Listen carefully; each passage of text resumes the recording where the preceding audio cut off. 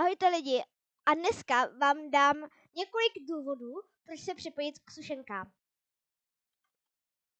Za prvé, my sušenky nejsme ani tak moc náročné nebo otravné. Za druhé, jsme velmi míru milovná komunita, která přivítá další sušenky s radostí.